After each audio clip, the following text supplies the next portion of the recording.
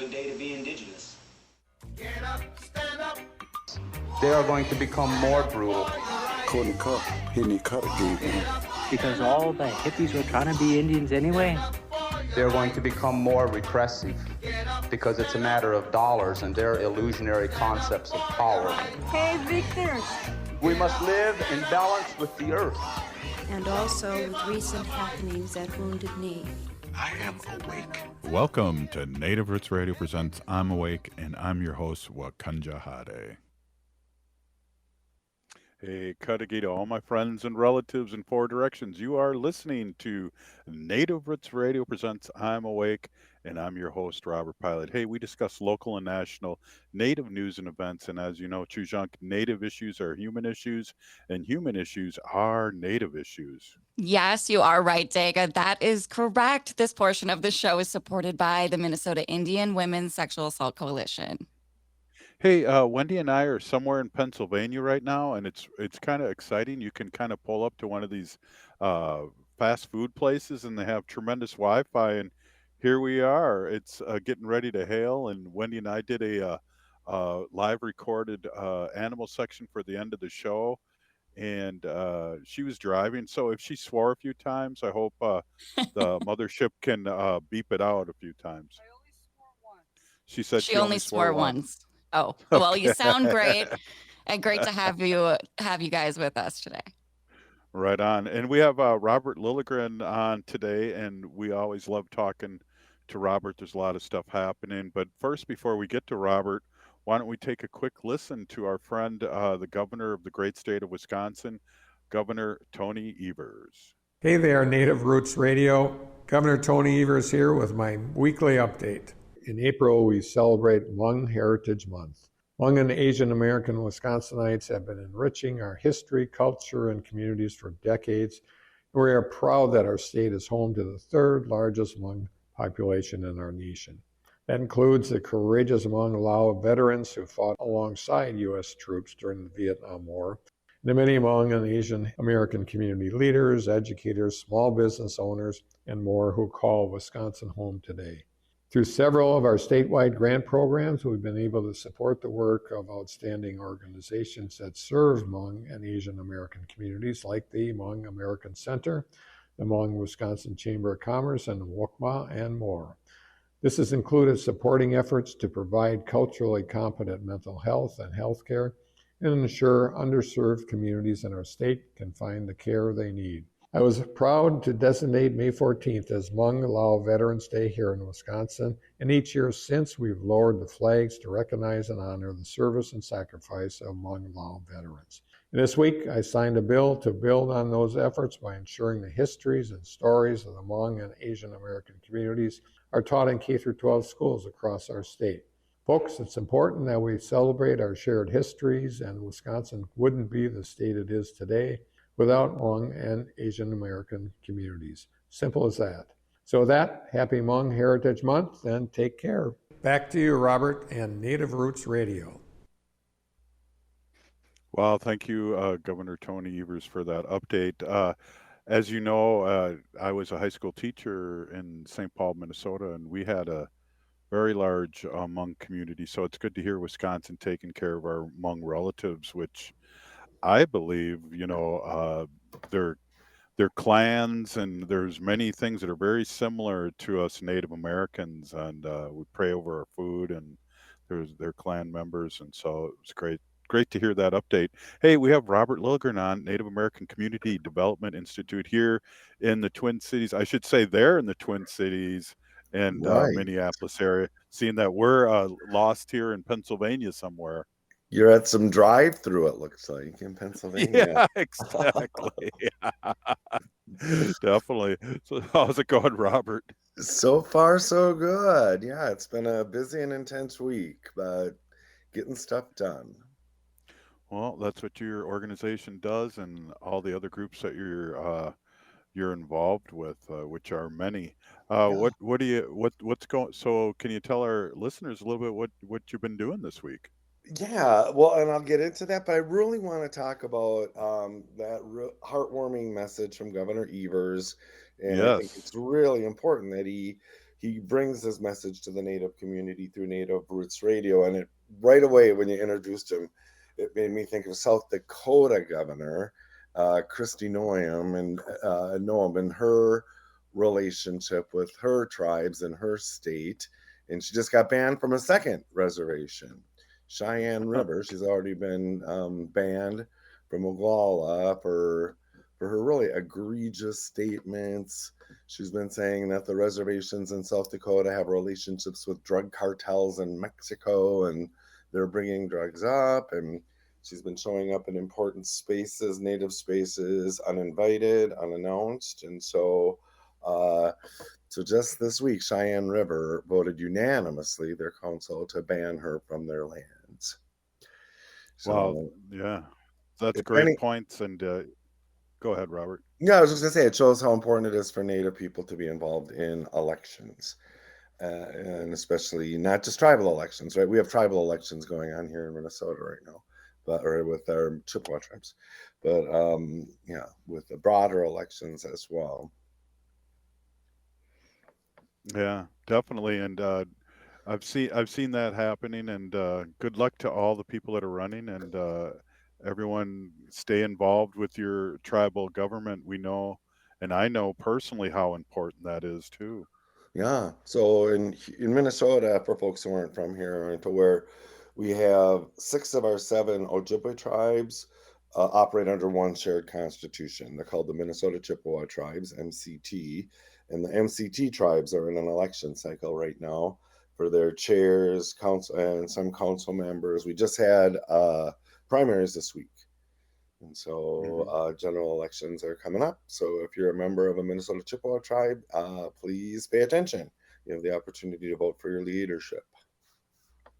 So do they do what Ho-Chunk does? If they don't get the 50%, they go on to Yep. a runoff with the top 2?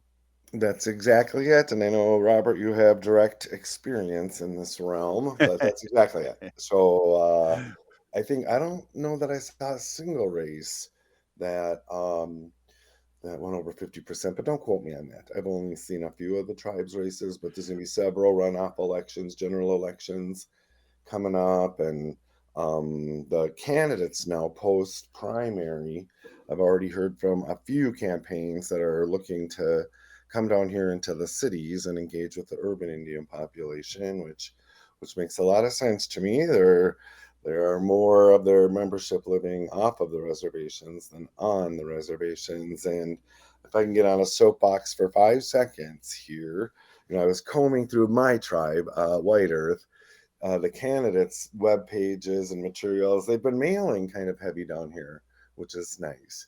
But there's very little reference. Well, I shouldn't say very little. There's no reference to what these candidates are going to do for the urban community once they're elected. So it'll be nice to get them down here. We can ask them, where do we show up in your priorities? Where do we show up in your platforms? Yeah, really good point. And my other job, we are pretty much all over the country.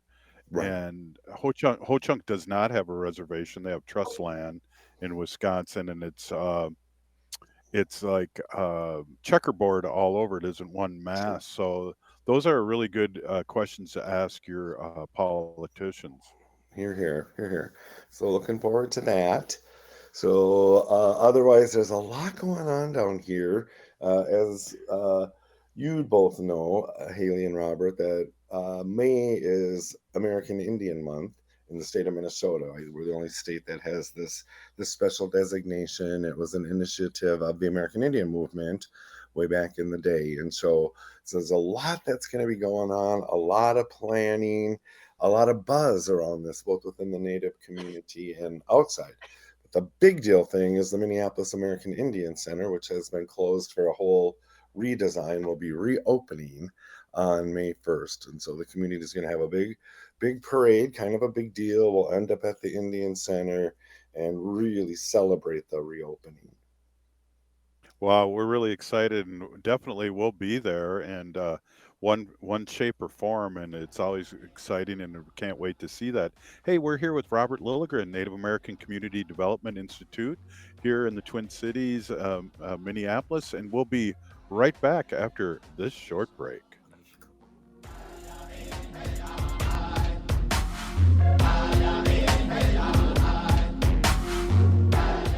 The city of Minneapolis is now on Native Roots Radio with Minneapolis AIR. AIR stands for American Indian Relations. Guest host Christine McDonald talks to people about important things affecting the city's Native communities. Minneapolis AIR dives into topics like public safety, public health, elections, and so much more. Tune in to Minneapolis AIR on Native Roots Radio from 5 to 6 p.m. on the second Wednesday of every month, right here on AM 950. As we gear up for American Indian Celebration Month in May, it's crucial to prioritize our health, especially with celebrations on the horizon. If you start feeling off, like a fever, a tickle in the throat, or heavy fatigue, don't ignore it. Take an at-home COVID-19 test right away. And remember, if you're not feeling well, it's okay to stay home. Your health comes first. A quick note on COVID testing. The Minnesota Department of Health's free COVID-19 at-home testing program has ended. But don't worry, if you're uninsured, you can still find no-cost tests using the CDC's COVID-19 testing locator. If you have health insurance, you might be eligible for free tests or reimbursement for testing expenses. Just ask your local pharmacy or health insurance provider for more information. Stay informed, stay protected. Let's prioritize our health this American Indian Celebration Month in May and ensure our communities and elders remain safe and healthy. This message is brought to you in partnership with the Minnesota Department of Health. Visit health.state.mn.us. When we heal from our traumas, when we face our fears, let go of our addictions, when we relearn our values, when we live our teachings, respecting our elders, cherishing and honoring our children, when we honor and take care of our spirit, there will be no room left for sexual violence. Sponsored by the Minnesota Indian Women's Sexual Assault Coalition.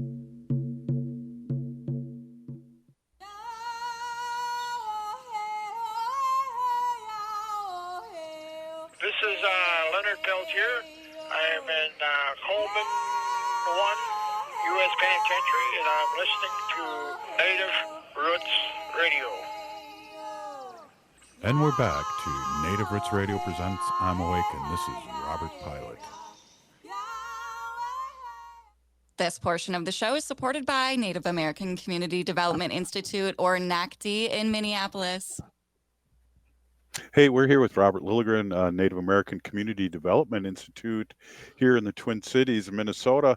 And we just had a little bumper from Leonard Peltier, and word is it that Leonard's not doing too well. I heard from a couple people just today, and our prayers are out for the longest political prisoner in the history of the United States.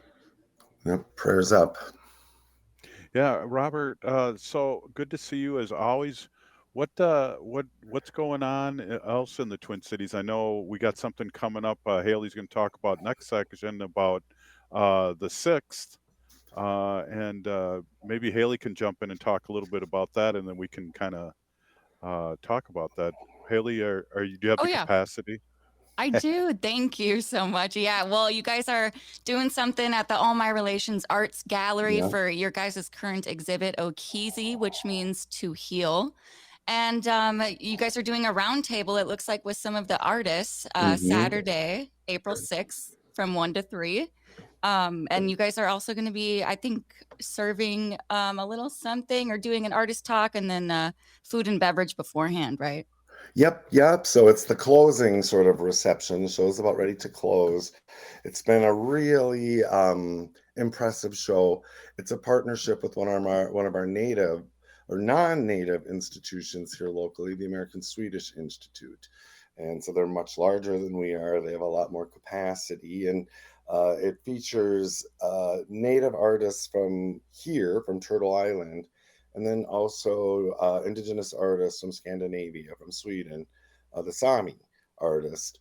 And there's these incredible, Robert, you were talking about the parallels between Hmong people and Native people, and between Sami people and Native people. There are lots of parallels. They were forced to assimilate. They had genocide committed against them. They were controlled by controlling their food source, which was caribou, reindeer, caribou, much like the plains Indians here were controlled by the elimination of the buffalo. So, anyway, it's an incredible, breathtaking work. It's on two sites. One is in our gallery on Franklin Avenue on the American Indian Cultural Corridor, All My Relations Arts, and one is at the impressive American Swedish Institute building, not far away, maybe about a mile and a half from us. So I'd encourage folks to come out if you can come. The list of artists that'll be participating on Saturday is really impressive. So Haley, thanks for bringing that up, and I would invite everyone to come on down to All My Relations Arts Saturday at 1 p.m. Yes, Right. 1 to 3. Right on. Yeah, and I know Haley and I and a lot of our listeners really enjoy All My Relations Arts. And, just sitting in the coffee shop, the Powwow Grounds, which is adjacent to that, there's so many people that like show up from out of state, out of country that come directly to there. And Robert, that must be an exciting kind of feeling because I know I've run into that the few times that I've been there hanging out. Right. Yeah. So Powwow Grounds, a great coffee shop, important community meeting point. And then our offices at NACD are right off the coffee shop as well. So there's always something going on. You're at work. I can't tell you how many times I might be sitting in the office and I'm like, wow, I really need to talk to person X about something. And I'll look out into the coffee shop and sure enough, they're sitting there. It's like, oh, great. That's happened so many times. But yeah, it's the place to see and be seen on the American Indian Cultural Corridor. Well, it's not like when you see Haley and I and you lock the door and turn the lights off. Everyone kind of hides under the table. But We're banging on the door. Right. Somehow you still get in. I'm not sure. Yeah. But somehow you do that. we know there's a back door now. Right. But yeah, I again, I just can't say, the Native Corridor, Franklin Avenue. I just can't say enough about that, and especially now, with the Indian Center opening, it's exciting.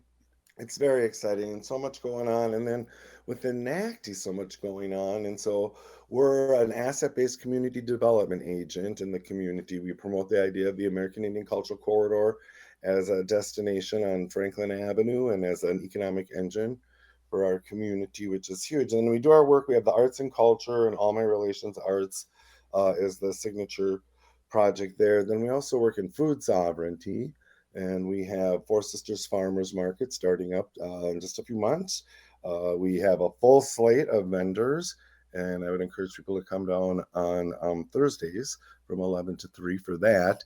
And then we do our work for Make Voting a Tradition, which is civic engagement, where we focus on getting Native families to engage, not just in voting, but in the whole sort of policy process, holding our elected officials accountable. We do this year round.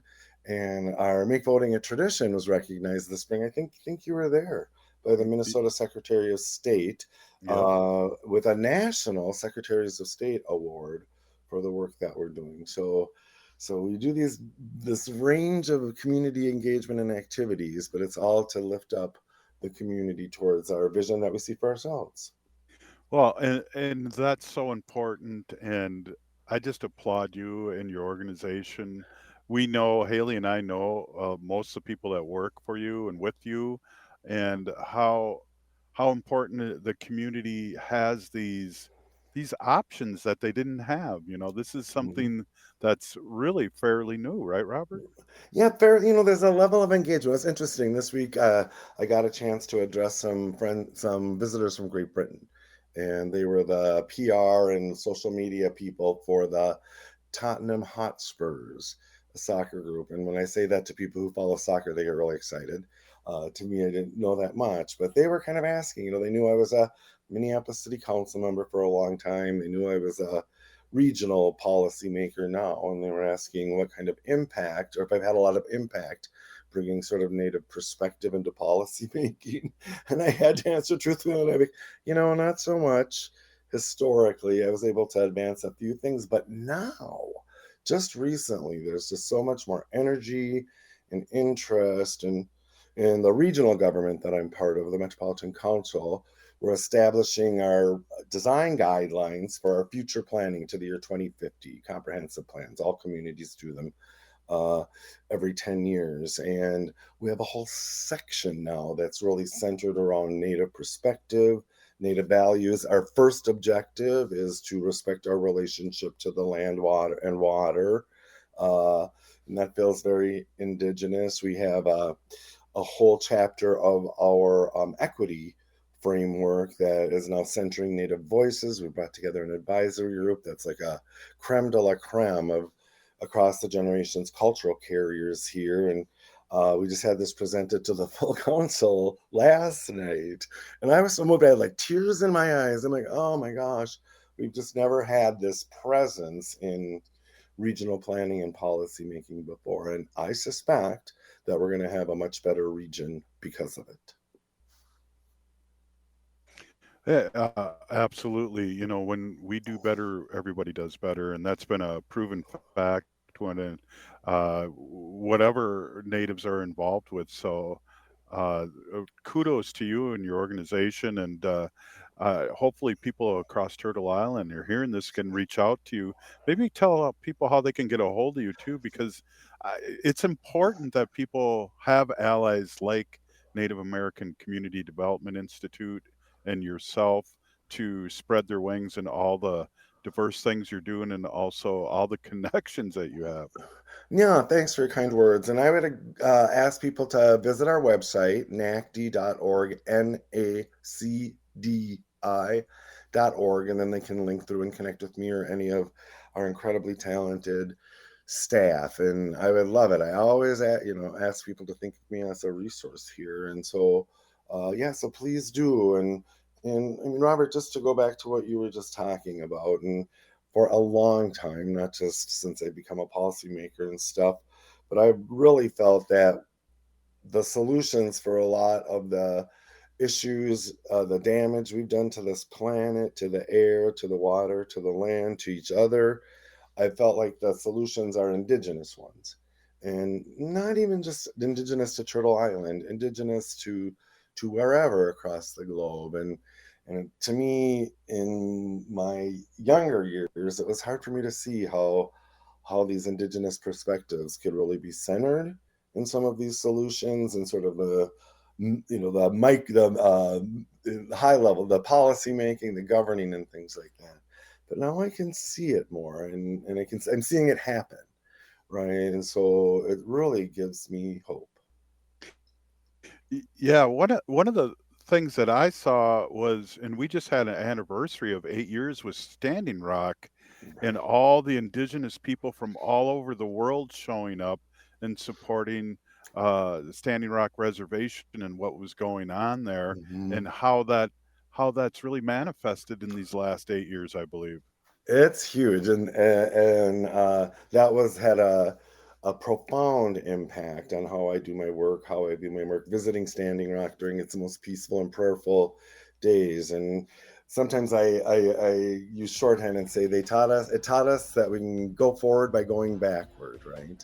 We can go on a foundation of our traditions, we can move our whole communities forward.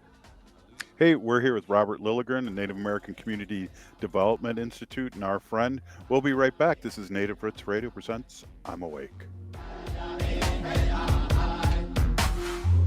are Alusa Nation.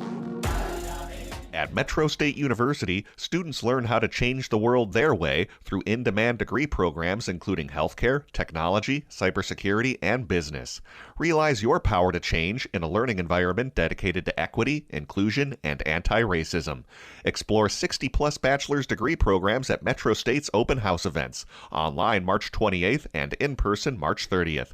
Visit metrostate.edu/open house for details. Metro State University, where learning meets living. As we gear up for American Indian Celebration Month in May, it's crucial to prioritize our health, especially with celebrations on the horizon. If you start feeling off, like a fever, a tickle in the throat, or heavy fatigue, don't ignore it. Take an at-home COVID-19 test right away. And remember, if you're not feeling well, it's okay to stay home. Your health comes first. A quick note on COVID testing. The Minnesota Department of Health's free COVID-19 at-home testing program has ended. But don't worry, if you're uninsured, you can still find no-cost tests using the CDC's COVID-19 testing locator. If you have health insurance, you might be eligible for free tests or reimbursement for testing expenses. Just ask your local pharmacy or health insurance provider for more information. Stay informed, stay protected. Let's prioritize our health this American Indian Celebration Month in May and ensure our communities and elders remain safe and healthy. This message is brought to you in partnership with the Minnesota Department of Health. Visit health.state.mn.us. J&S Bean Factory is a native-owned, community-supported, cozy, artsy coffee shop which offers roasted on-site beans, live music, and baked goods. Relax in the beautiful outside patio. City Pages writes, voted top 10 coffee shops. Tucked into a quiet corner of St. Paul's Highland Park neighborhood, this coffee shop roasts beans on-site from the best coffee-growing countries in the world. Located at 1518 Randolph Avenue, St. Paul. The good stuff. Doherty Family College at the University of St. Thomas is your pathway to a bachelor's degree. Located in downtown Minneapolis, Doherty Family College offers an affordable education that includes free textbooks, a laptop, meals, career coaches, and a Metro Transit pass. As a full-time Doherty Family College student, you'll benefit from mentorship from St. Thomas faculty, along with paid internships and support from Minnesota's largest private college. Ready to turn your dreams into reality? Apply now at dfc.stthomas.edu. Doherty Family College, your journey to success starts here. All My Relations Arts presents Okizi. Okizi means to heal, and the exhibition highlights the healing power of cultural revitalization for Native communities. Okizi showcases prints, mixed media, textiles, beadwork, digital collage, and glass sculptures by Native American and Sami artists. It explores Indigenous communities' active healing efforts through language revitalization, land back movements, and embracing traditional knowledge. Visit All My Relations Arts to experience Okizi through April 13th. More information at allmyrelationsarts.org. Think your company's safe? Your staff is working from home, right?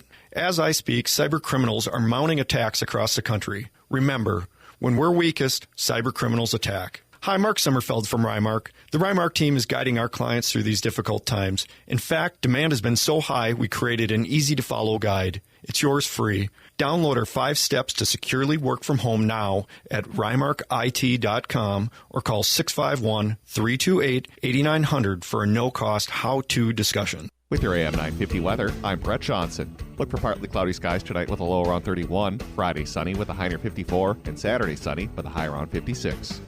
Discover perfection at Maverick's Real Roast Beef in Roseville. From Philly cheesesteak to crispy chicken, every bite is exceptional. Add freshly cut fries or rings for a winning combo. Visit mavericksbeef.com or find them off Lexington and Roseville. Unforgettable sandwiches. That's Maverick's Real Roast Beef. Anine, I'm Lieutenant Governor Peggy Flanagan, and you are listening to Native Roots Radio. Welcome back to Native Roots Radio presents I'm Awake, and this is Robert Pilot. This portion of the show is supported by All My Relations Arts and their current gallery exhibit Okizi in partnership with the American Swedish Institute, now until April 13th off of Franklin Avenue in Minneapolis. Okizi to heal. Hey, we are here with Robert Lilligren, CEO of Native American Community Development Institute. And I know every time I introduce you, Robert, you're on pins and needles, hoping I don't introduce the Native American Community Clinic. Lots of people confuse us. Very different organizations. But I know that the talented Dr. Anthony Stately is a regular guest on your program. So. Right, exactly. But it's fun. Years ago when I just did film and video, and we always said what always made a good voiceover person.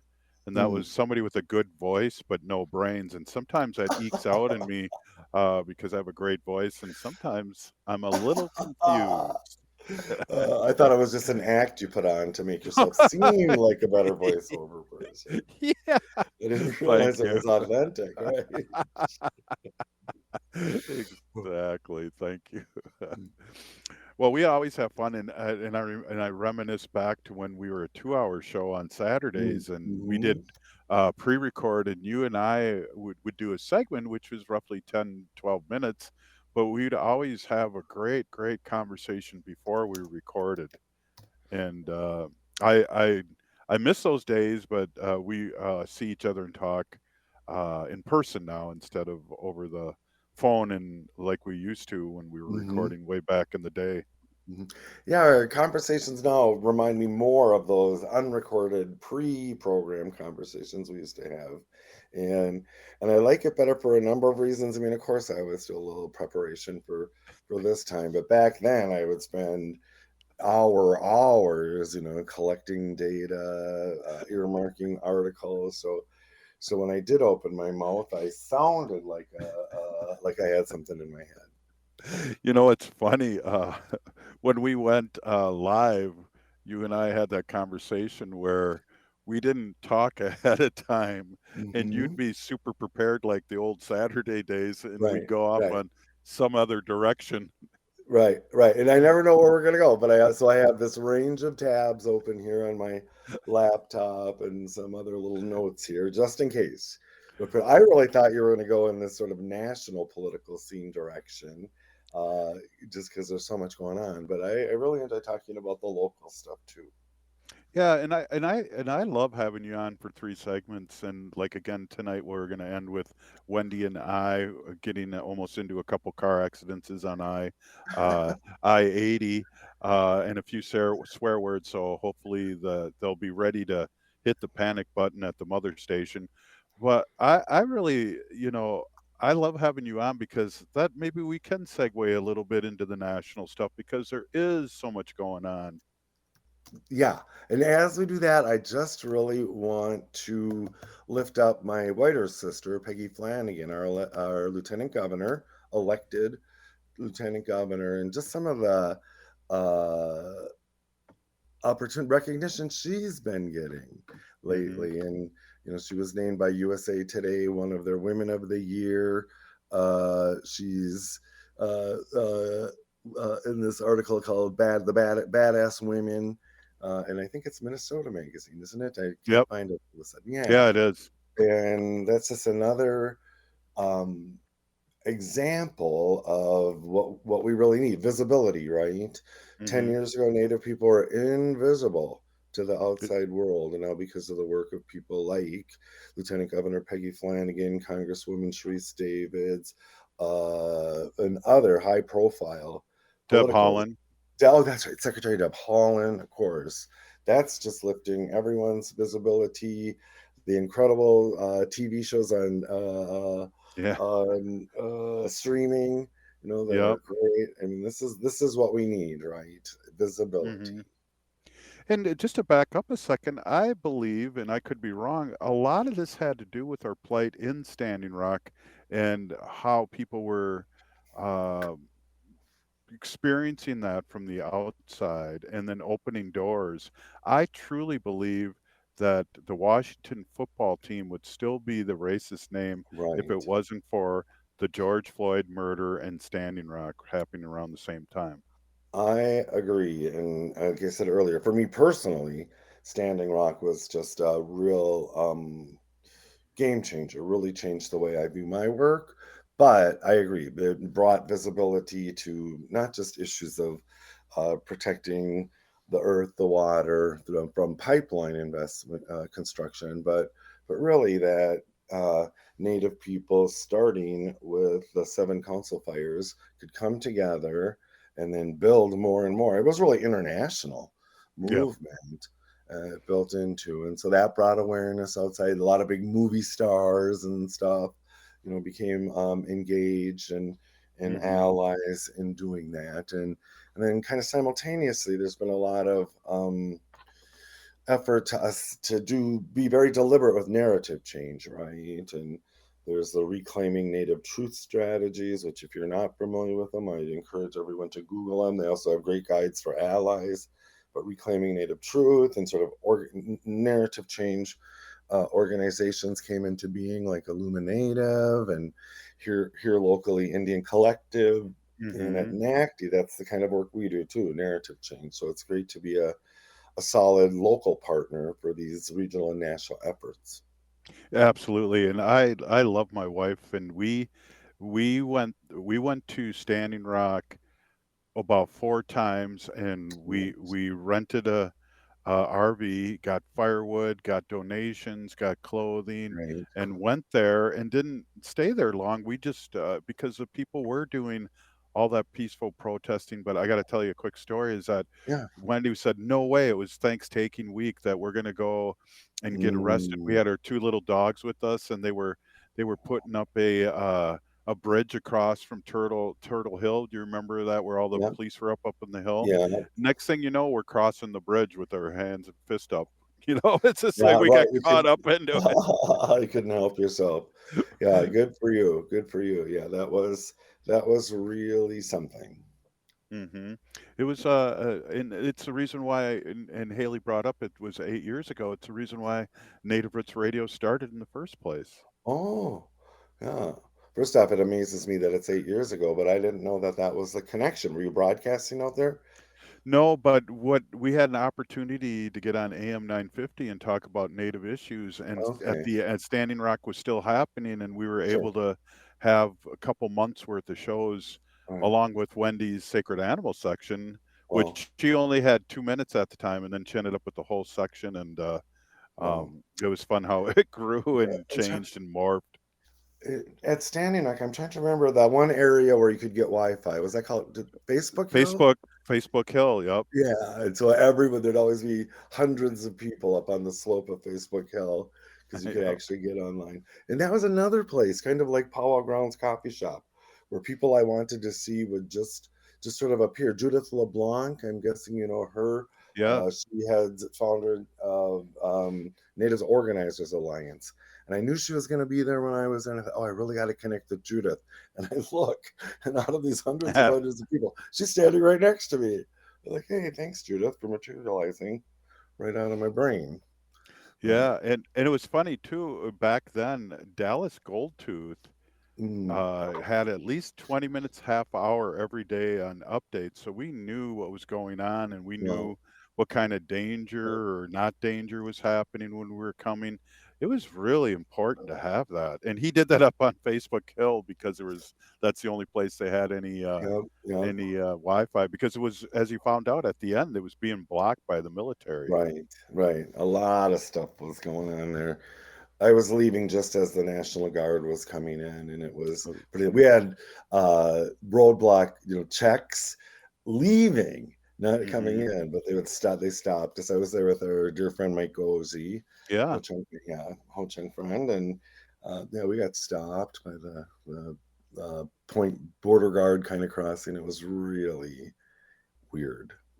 Well, and bringing up Mike and Marlene, they started that school there because there were so Right. many students Yeah. that were helping with the back, feeding people and helping with things, and they started a school there. Yeah, yeah. I was out there with our revered now ancestor Marlene Hagemo, Reverend hmm Marlene Hagemo, another Ho Chunk sister, right? And mm she more or less told me I was coming out there with her and her delegation. She was out there quite a bit, and for those who know Marlene Hagemo, yeah, she didn't make requests. Right? If Marlene told you to do something, you did it. I was proud to be one of Marlene's minions, as Mike Gozy called us. Absolutely, and it's funny, full circle in our conversation, we were talking about the lieutenant governor, and Tom was married by Marlene, Right. Oh, yeah. Very nice. and Right on the river. I was there. I was there. I know, rub it in, rub it in. I was there. Yeah, yeah, yeah. And it was a very small wedding, but yeah. Uh, Lieutenant Governor Flanagan, Peggy is my little sister, and I've been happy to support her throughout her political life. Now, geez, 20 years. 20 I years since know. her first election. And we've just been mutually supportive ever since. And I just think the world of her. I always like to speculate too because I don't know how long this team's going to last, but the timing may be come up where it's Senator Peggy Flanagan someday, Or yeah, governor or president, right? And when I right? was, this is no lie. When I was working on her first campaign, she was running for Minneapolis School Board back in 2004, and that's when I was getting to know her, and I was just amazed by her brilliance and her maturity and her care for the people. And you could tell not only was she going to win this election, but she was going to go on to think she became a state legislator, now our lieutenant governor. But even way back then, during that first school board campaign, I remember I was sitting there, we were working on something or message or something. And I remember thinking, wow, this woman could easily be governor someday. I remember thinking that, and I thought, hell, she could be president someday. Why put a cap on it, And so I'm thrilled to see she's still a young woman. She was, I think at the time when she was elected to the Minneapolis School Board, I think she was the youngest member ever elected. Wow. And she's still in her early 40s, I guess that would make her now. So she has a long journey. She has a long way to go. Yeah, definitely. Well, and Robert, you've helped a lot of people and still help a lot of people get elected. So it's great to hear those stories too. And I know for better or worse, you helped me get elected too. So. Hey, don't blame me for that. Don't blame me for that. Awesome. Hey, thanks. Have a great week, Robert. Always great talking with you. Up next, Wendy and I talking about sacred animals and what's happening. This is Native Roots Radio presents I'm Awake.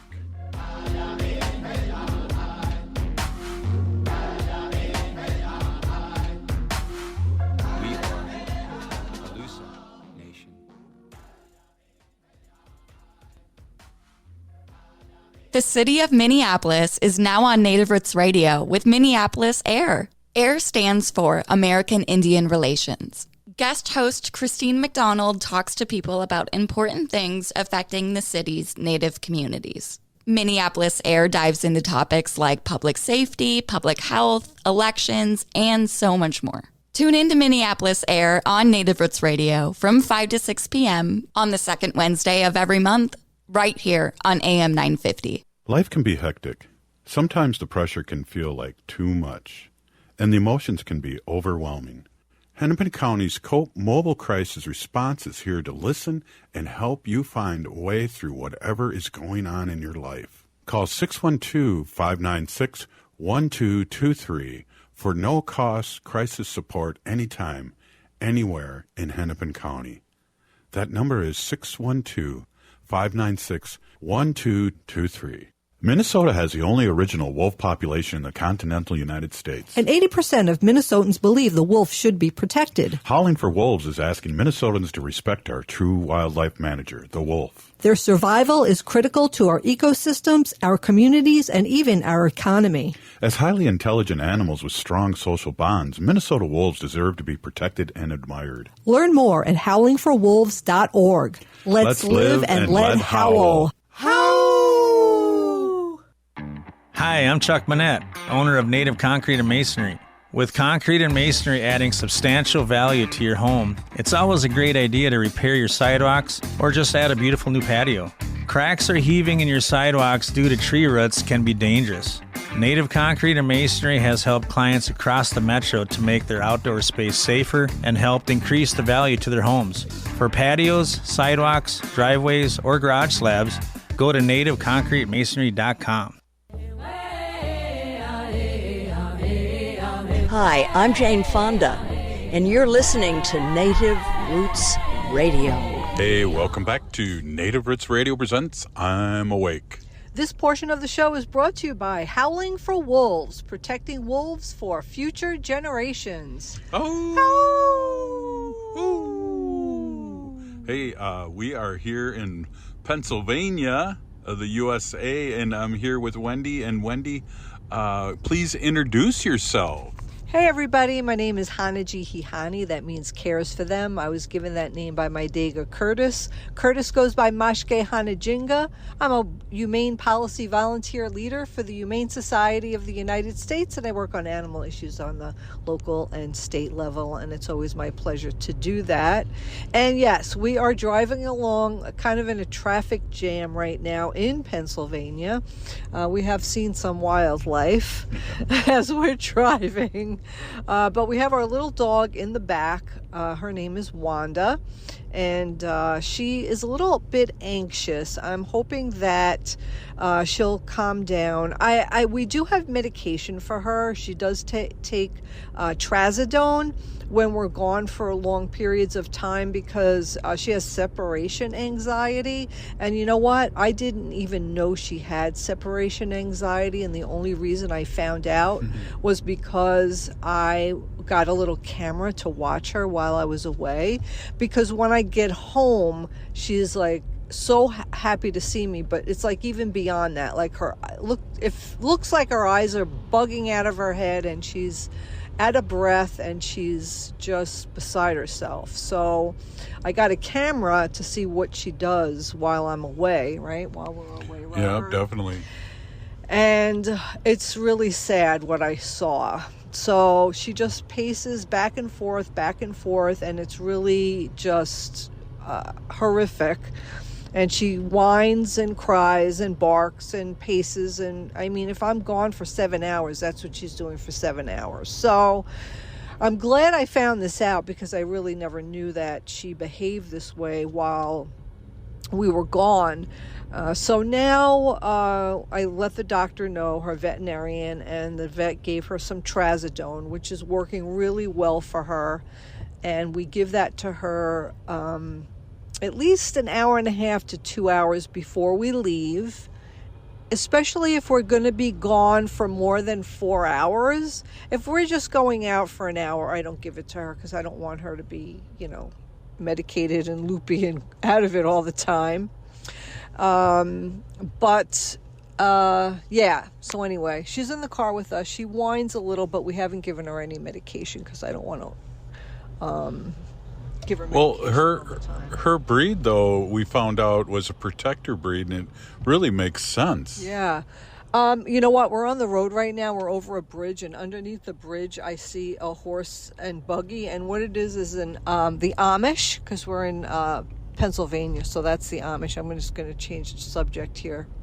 The Amish, their almost number one moneymaker is puppy mills. What? They are almost the leading breeding capital in Pennsylvania. That's what they do. They have puppy mills.